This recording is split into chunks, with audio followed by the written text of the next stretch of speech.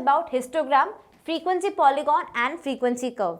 Now we are starting with the new topic which is ogive और cumulative frequency curve. अभी तक हमने theory में देखा था लेस देन मोर देन होता है कंटिन्यूअस सीरीज में, ठीक है. अब हम उसको कंटिन्यूअस सीरीज में देख तो चुके हैं थियोरी में. अब प्लॉट कैसे करेंगे लेस देन मोर देन को वो देख लेते हैं.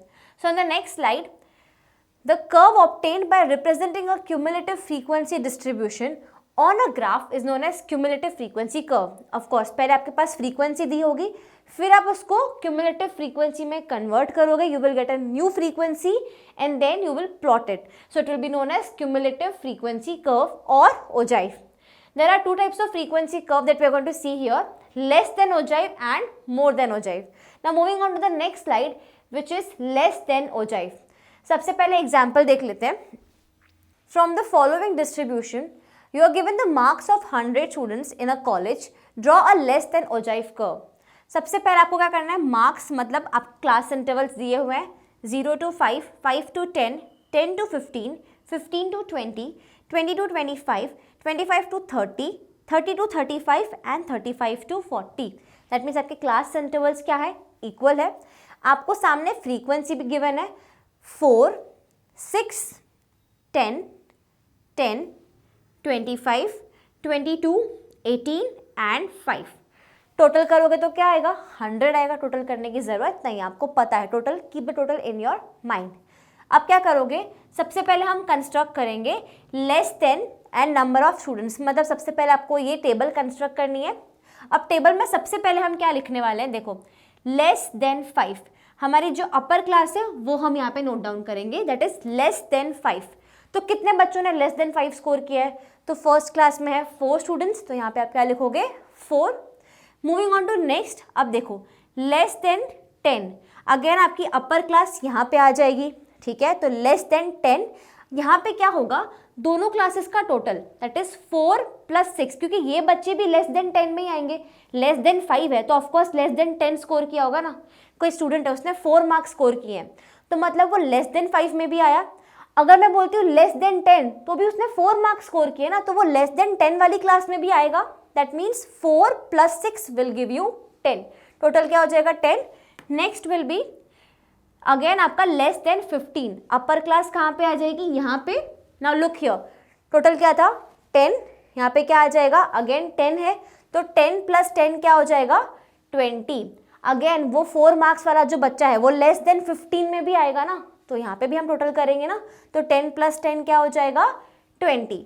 Now next will be again आपकी अपर क्लास क्या है 20, तो लेस देन 20. आपके पास ऊपर क्या टोटल आया था. अब देखो जो स्टूडेंट्स है जिसने 12 मार्क्स स्कोर किए, ठीक है, तो वो लेस देन 15 की कैटेगरी में तो आ ही रहा है. अब वो लेस देन 20 वाली कैटेगरी में भी आएगा. तो अगेन 20 प्लस यहाँ पे क्या है आपके पास में 10 है, तो 20 + 10 will give you 30. Next will be 25 less than 25. अब यहाँ तक का टोटल क्या आया है हमारा 30 ओवर हियर. यहाँ पे हमारे पास में कितने स्टूडेंट्स हैं 25, जिन्होंने लेस देन 25 मार्क्स स्कोर किए हैं. तो क्या करेंगे 30, ये टोटल आपके पास ऑलरेडी है तो बार बार टोटल नहीं करना. यहाँ पे 30 आ गया, 30 प्लस क्या करोगे, इस फ्रीक्वेंसी को उसमें ऐड कर दोगे, तो 30 + 25 क्या हो जाएगा 55. नेक्स्ट विल बी, अब देखो खुद ही देख लो, लेस देन 30. अगेन मैंने क्या किया, अपर क्लास को यहाँ पे लिख दिया. मेरे पास में यहाँ तक का टोटल अवेलेबल है विच इज़ 55. 55 प्लस में क्या करूँगी, ये वाली frequency which is 22. So 55 + 22 will give you 77. Next less than 35. Again upper class यहाँ पे हमारे पास में टोटल क्या आया है 77. अगेन हम क्या करेंगे, ये फ्रीक्वेंसी इसमें प्लस कर देंगे, तो 77 + 18 will give you 95. And last में क्या होगा less than 40.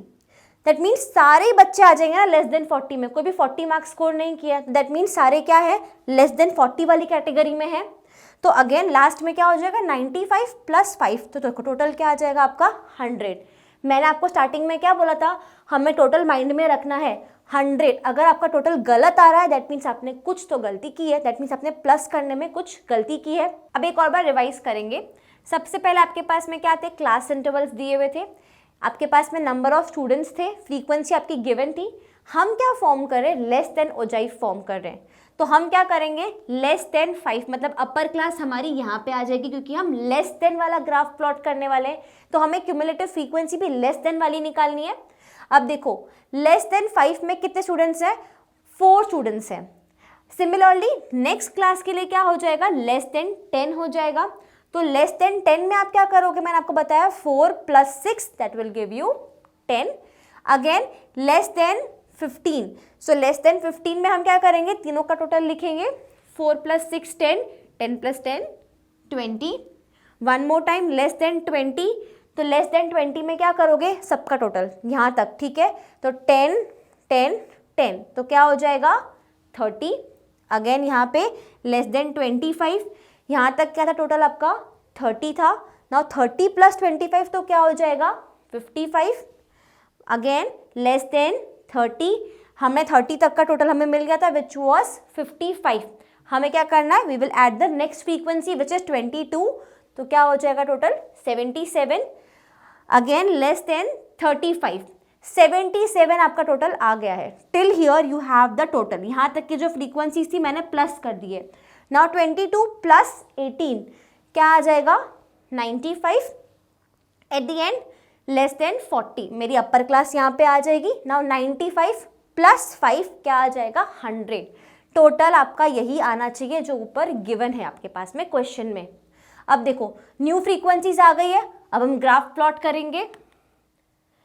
Now here 0 to 10, 10 to 20, 20 to 30 and 30 to 40, ठीक है। ये हमने क्या किया, प्लॉटिंग करी है, हमने 10 मार्क्स का डिफरेंस लिया है, ठीक है। हम क्या करेंगे, इसके मिडिल में प्लॉटिंग कर लेंगे, क्योंकि हमारे पास क्लास इंटरवल्स क्या थे, पीछे जाओ, क्लास इंटरवल्स क्या है 0 to 5। तो आप क्या करोगे 0 to 10 के मिडिल में प्लॉट कर दोगे डेटा को। 0 to 10, देखो सबसे पहला क्लास क्या था 0 to 5, तो plot here 0।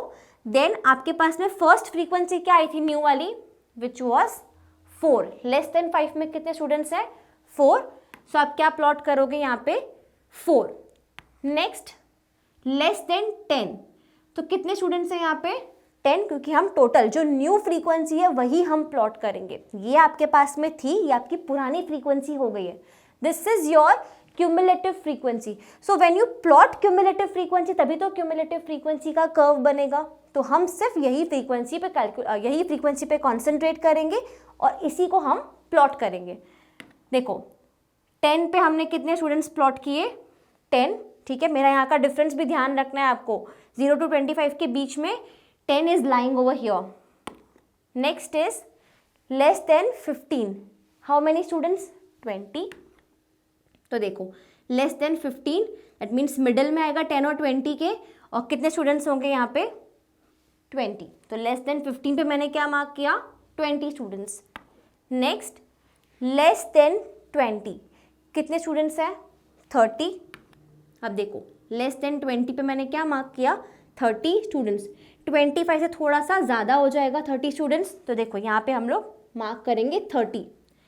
Next will be less than 25, कितने स्टूडेंट्स हैं अगेन 55। देखो लेस देन 25 मतलब हम क्या करेंगे मिड वैल्यू अगेन 55 कहाँ पे आएगा, देखो अब यहाँ से यहाँ पे नहीं मार्क करना है, 50 से भी थोड़ा सा ऊपर इंक्रीज हो जाएगा, so you will mark over here.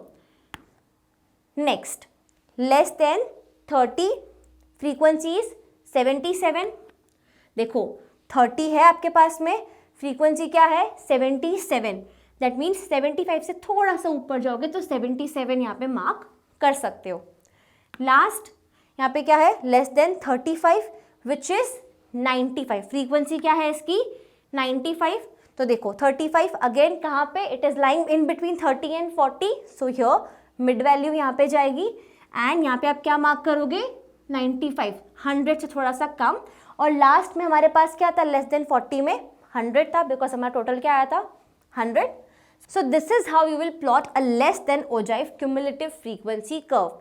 Calculation में सबसे पहले क्या था हमारे पास में टेबल गिवन थी, हमने क्या किया, उसकी लेस देन वाली टेबल बनाई, हमने फ्रीक्वेंसीज को ऐड किया और आपने क्यूमुलेटिव फ्रीक्वेंसी निकाली। फिर आपने मार्क क्या किया यहाँ पे, सिर्फ और सिर्फ क्यूमुलेटिव फ्रीक्वेंसी, जो आपकी न्यू फ्रीक्वेंसी वाली टेबल थी आपने सिर्फ वही यहाँ पे मार्किंग की। So this is about less than ogive curve. Let's move on to the more than ogive curve.